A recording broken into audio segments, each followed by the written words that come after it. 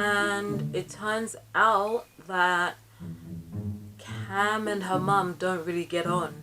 Of course, Tracy tries to push her luck a little bit and convince Cam to let her stay the night. Guess what, you guys? Something I helped write got onto the news yesterday.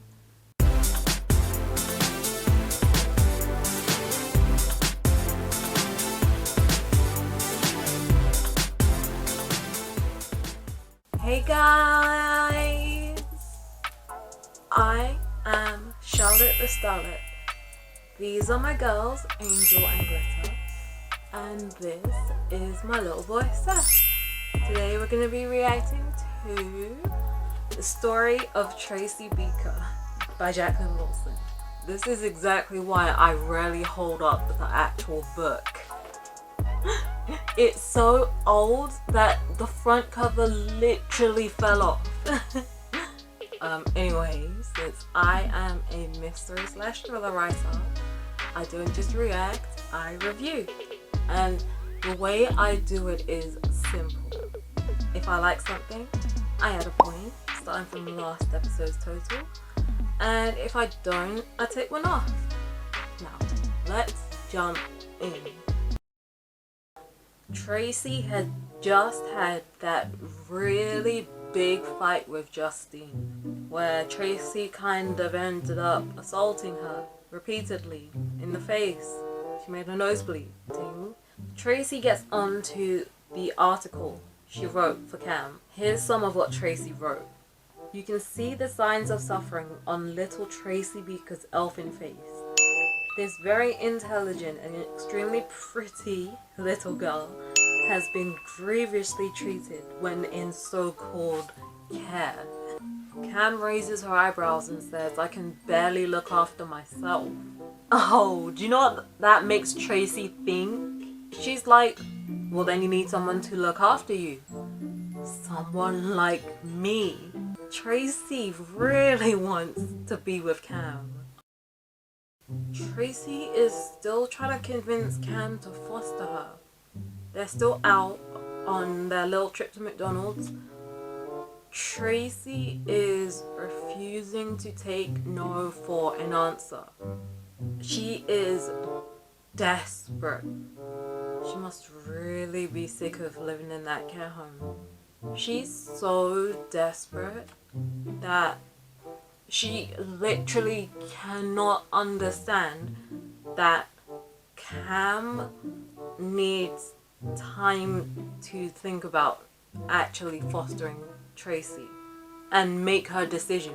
Although I do remember being the same way when I was a kid. If I wanted something from an adult, like if I asked them if we could go out to like a theme park or something, I'd go on and on and on about it, especially if I was really excited about it. I remember one of the worst feelings as a child was waiting while an adult made up their mind about some decision. Anyway, pretty much every single time Tracy has asked, Cam has tried to let her down easy and be nice about it by saying stuff like, I'll have to think about it, or I'm not sure. But all of her answers imply that her answer is no. She's actually said no in a number of different ways, but each time Tracy refused to listen or accept it. I wonder what she's gonna do. Like, is she actually gonna foster Tracy eventually? Because that's the thing with kids. If they want something, they can literally keep pestering you for days. Like, you have to stick to your guns. Like, give them an inch and they'll take a mile.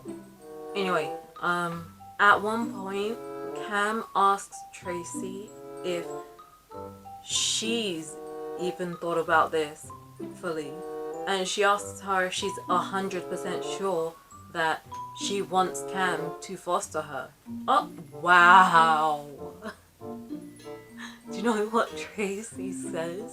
She's like, I'd rather you were rich and posh, but I think I could get on with you. She says that she'd prefer it if she were rich because then she'd have a chance to get on in the world.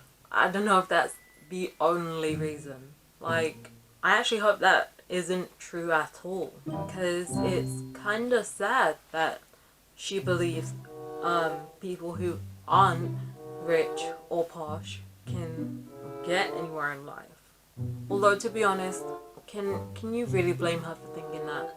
If you are rich and posh, it's certainly a hell of a lot easier to get places in life.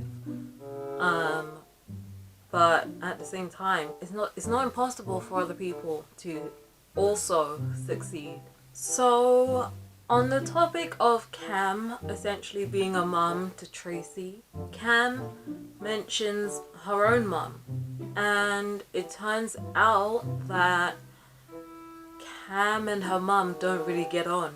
And to Tracy, that is just abhorrent. Like, she cannot fathom not liking your mum. Probably because she yearns for her mum so much. And despite the fact that she hasn't seen her mum since she was a baby. So Tracy asks Cam why she doesn't like her mum. And she legit says, why? Did she beat you up or something? Which is another sad thing. The fact that that's her first assumption. Okay.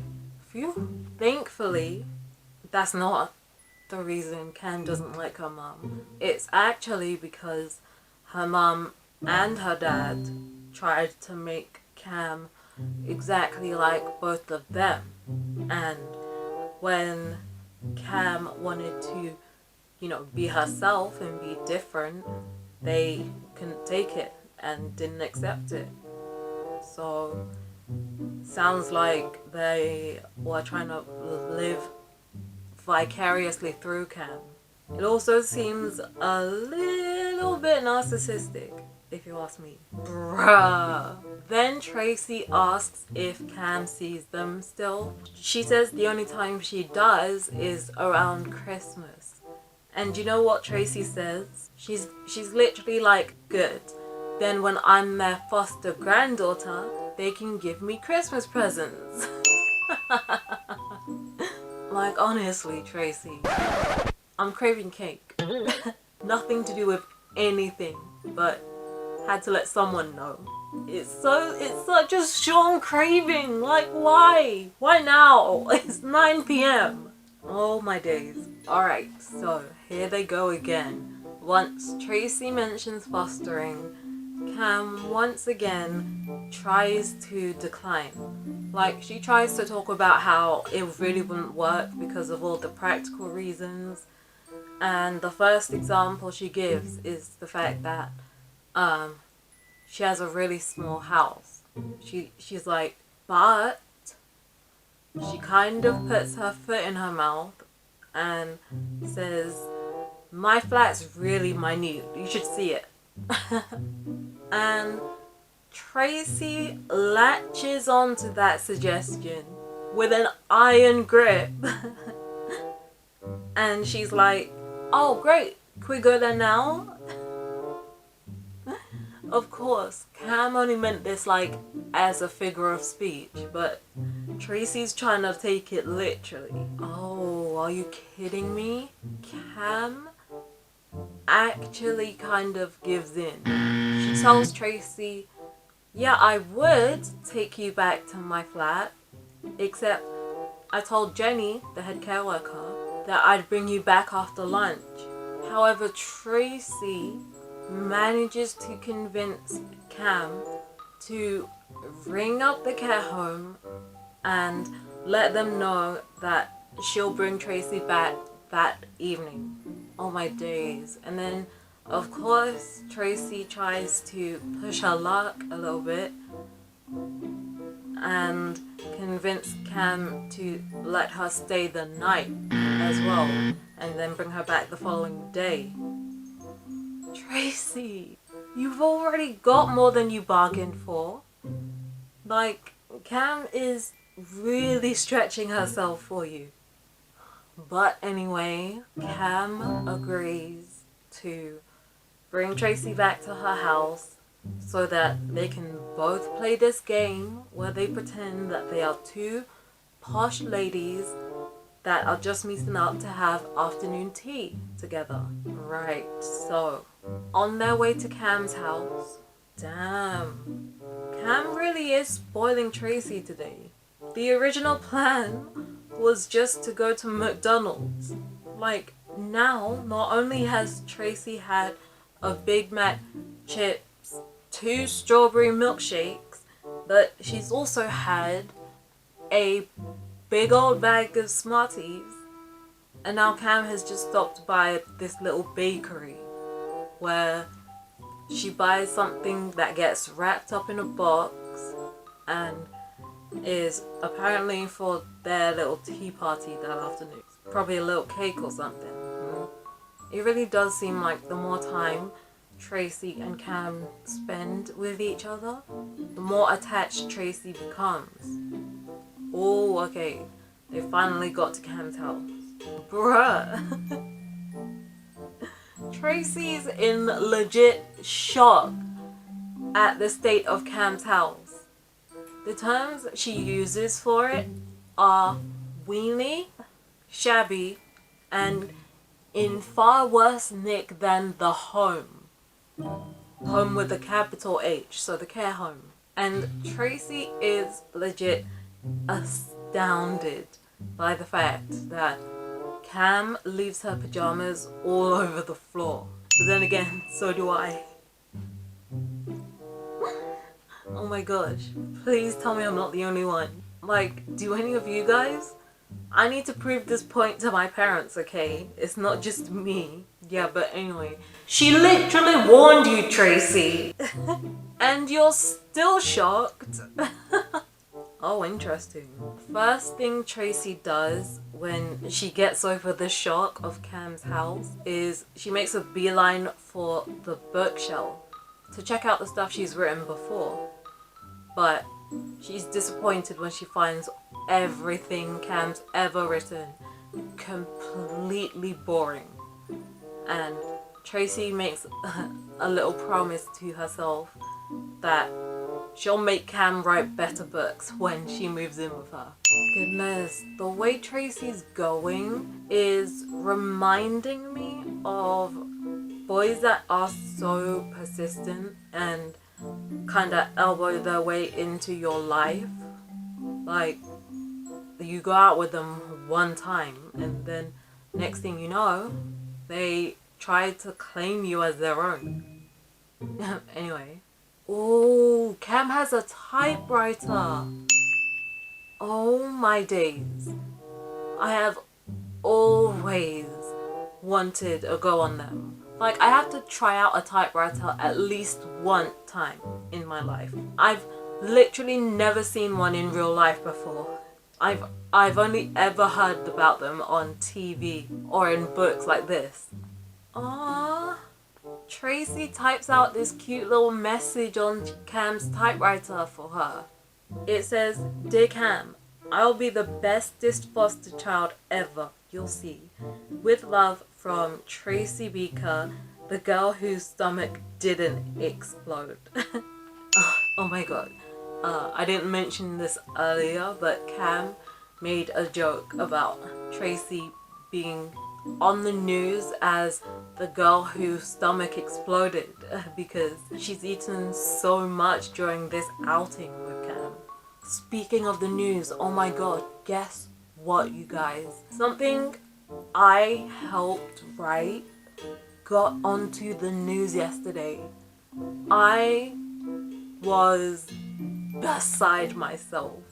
Like, my writing was used in a report about sickle cell disease and how a lot of patients with sickle cell are treated disgustingly in hospitals in England. I contributed to that report because I have sickle cell myself, you know, and I've had some awful experiences in hospitals. The way we get treated has actually ended up costing people their lives. Like, I've thought about doing story times about some of those experiences on this channel, but honestly, I've doubt many people would be interested. Honestly, like, our experiences are often overlooked and gaslighted, and it just got swept under the rug, which is why it was incredible that something I worked on actually got on the news. Anyway, that was a big tangent, I'm sorry. Wow, so Tracy actually drew a picture of what Cam's flat is like. And then underneath it, she drew a picture of all the changes she'd make to it once Cam fosters her. She practically redecorates the whole place. Like, let me see if I can show you guys. Can you see?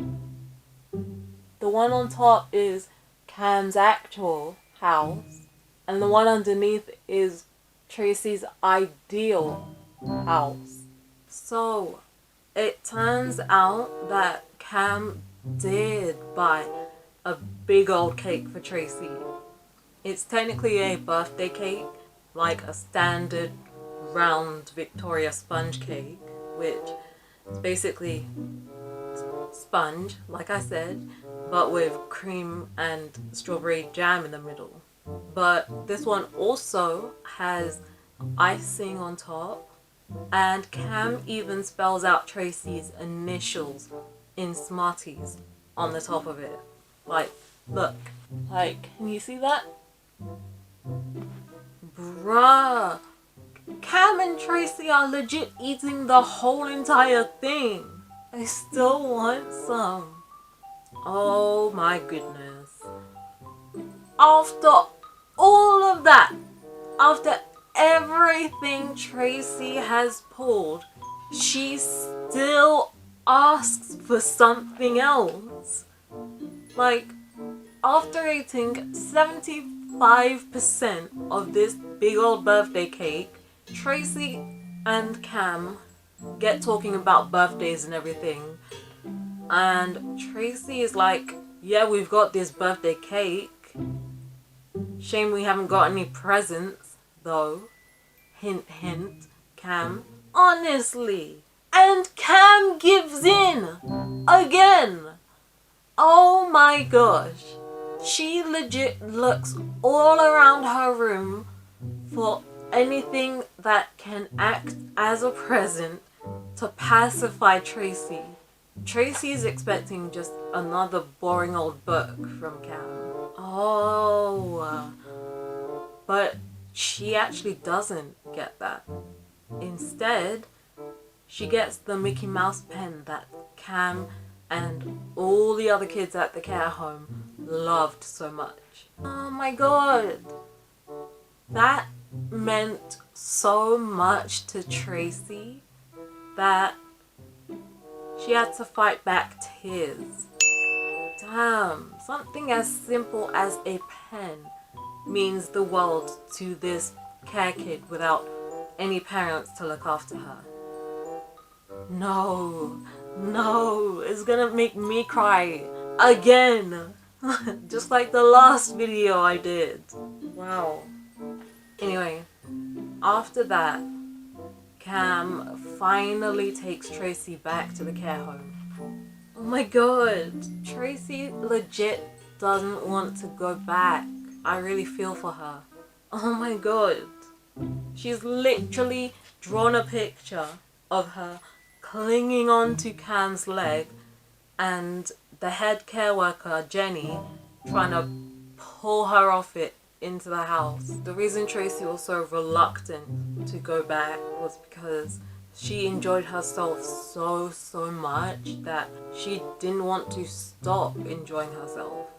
And after she writes that, she's like, that's not being difficult, is it? No, it's not. For once, Tracy isn't being difficult just because she wants to continue being happy. Like, you really cannot blame her for that. I'm certainly not gonna. Anyway, that's where I'm gonna leave it today. I hope you guys enjoyed this video. If you did, make sure to give the like button and the notification bell a little kiss, and subscribe to become a Starlet. Don't forget to follow me on Snapchat, Twitter, Instagram and Tumblr. And if you have read something that you want me to react to, let me know in the comments. I'll see you guys later. Bye!